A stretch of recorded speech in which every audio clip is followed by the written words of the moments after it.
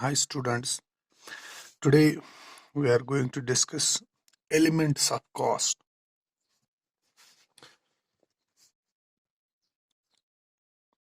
Elements of cost.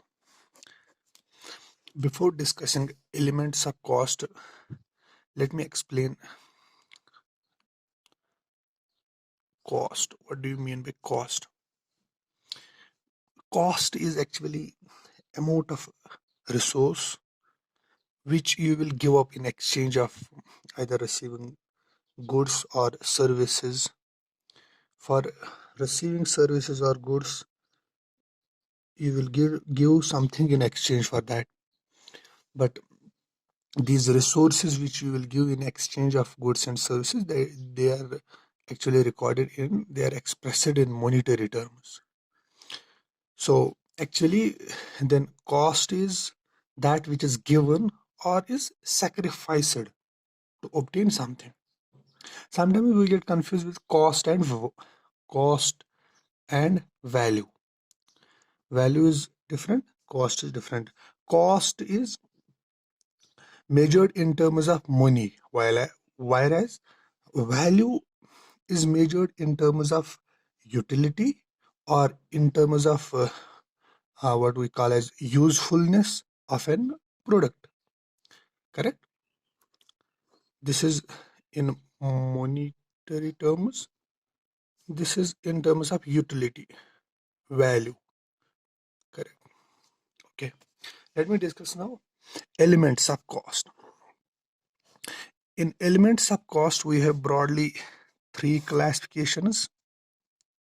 One is material, second one is labor, and third one is expenses or other expenses. Sometimes they write it as other expenses or simply expenses. Correct?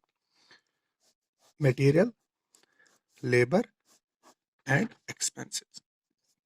Now, material also we have two categories. One is direct, material. Second one is indirect material. Direct material, indirect material.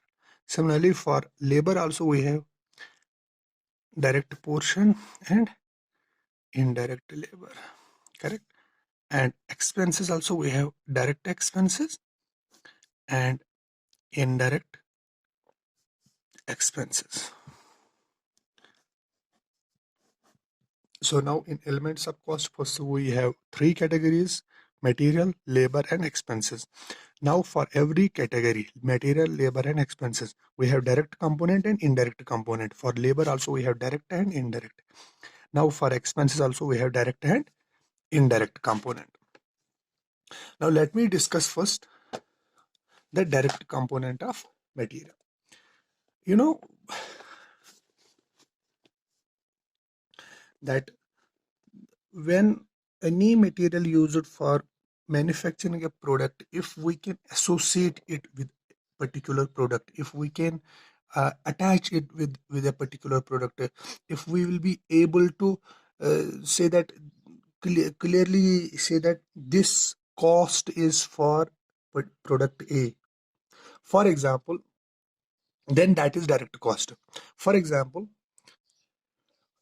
while building a house, the bricks used, this is the main material. This is direct cost, direct material cost. Correct? This material is direct material. Or let us say mm, while making dresses, if we are making dresses, the cloth used while cloth making for using dress is direct cost. So this is the main material used in making dresses, or bricks are the main material used for building a house. So these are direct costs. This we can identify, okay, dress and cloth which we have used in our machine, it is for making dresses. Bricks which we have used, this is, we can directly say this is used for making building house. Correct? Now, let me keep this one. I will skip to this one. Direct labor. Direct labor means those people who are working directly in production line, who are working in production line, which are directly involved in converting raw material into finished good. So let us say wages paid for direct labor are direct expenses, correct? Because see, direct labor means that labor or those labor which are involved directly in production line, which actually converts raw material into finished good. Now there will be supporting staff. There will be supporting staff. That is indirect labor, correct? That is not direct labor, that is indirect labor. Okay. Number third is expenses. Apart from material and labor expenses, there will be some other expenses. Those are, I said already that we call it as other expenses or simply expenses. These expenses are apart from material and labor, correct? If we are able to associate these, uh, if we are able to associate these expenses to a particular cost center, then these are direct expenses. If we are not able to associate it with a particular, with any cost center, if it is general expenses, then these expenses are indirect expenses, correct? If we can associate it with a particular cost center, then these are direct expenses, correct? Okay. If the labor used is not involved in production line, then that is indirect labor, or we can say that is supporting staff. Now, you might not have heard about cost center. You may not be knowing about the cost center. Cost center is simply a smallest segment of activity, smallest segment of activity for which we will calculate costs or for which costs are accumulated. It can be a department, it can be a sub department, it can be a particular process, correct? So smallest segment of activities, smallest group of segment of activities for which we will accumulate costs or we will calculate costs or we will consider it as a separate center, that is called cost center. We will so it can be a department, it can be a sub department, or it can be a process, correct? Now this indirect and indirect, correct? These three: indirect material, indirect labor, indirect expenses.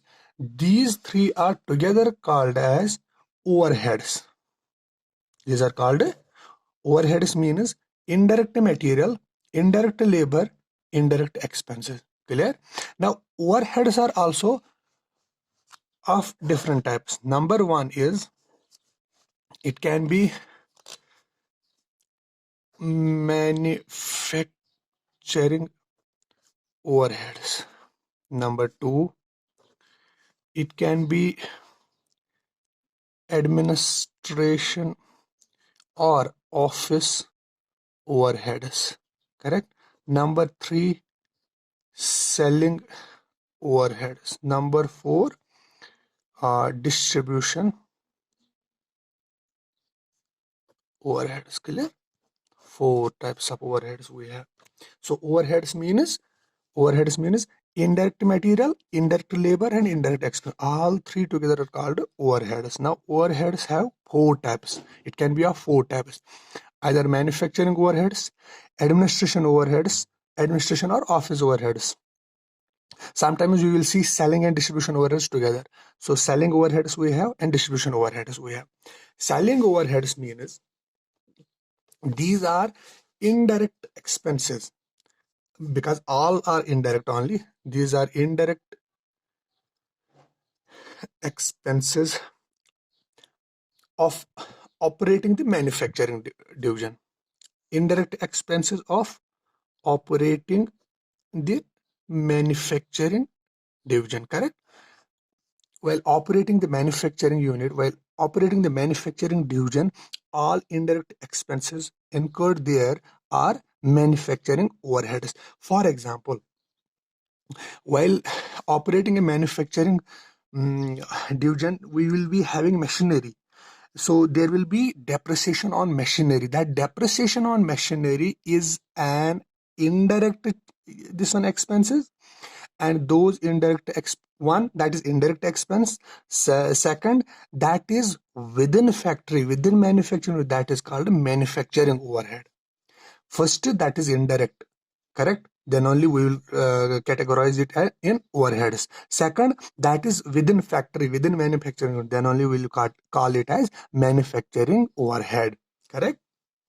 Or for example, we will be having insurance on fixed assets, insurance on plant and machinery.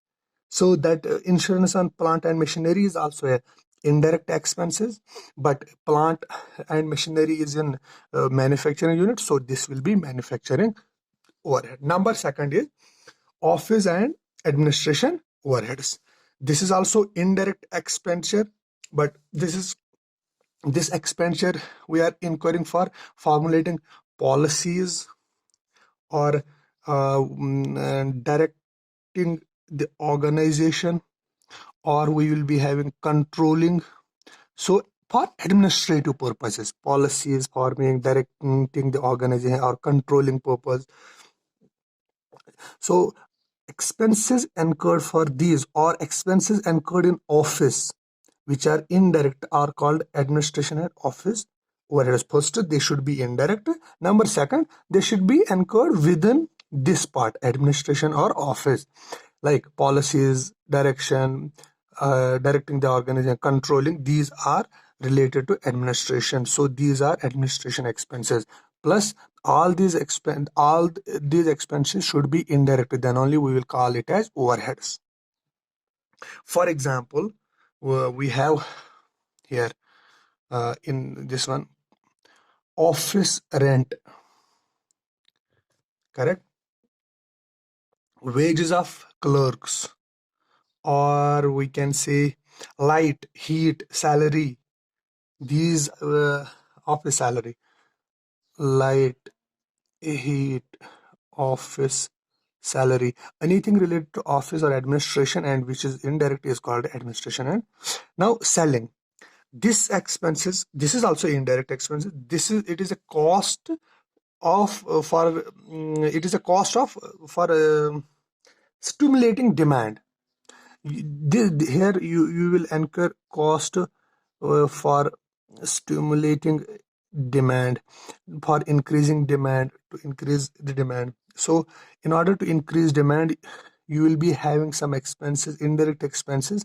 Those will be categorized under selling overheads. For example, you will be having a salesman. You will pay salary for that salesman. So salesman salaries will be indirect expenses, but it is selling expenses because this salesman salary is for stimulating the demand for product, correct? Okay, then next we'll be having like sales office we may have, so that the expenses in that sales office are all indirect expenses, and plus they are selling expenses, so they will be selling overheads, correct? Number third is distribution. Fourth is distribution overheads. Now, in order, these are also indirect expenses because overheads means these are indirect expenses.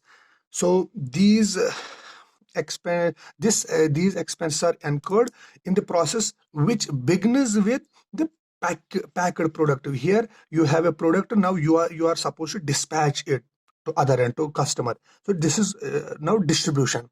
During distribution of product, all indirect expenses during distribution of product are distribution overheads. What indirect expenses incurred during distribution of product are indirect expenses. For example, you have warehouse, so warehouse rent, correct?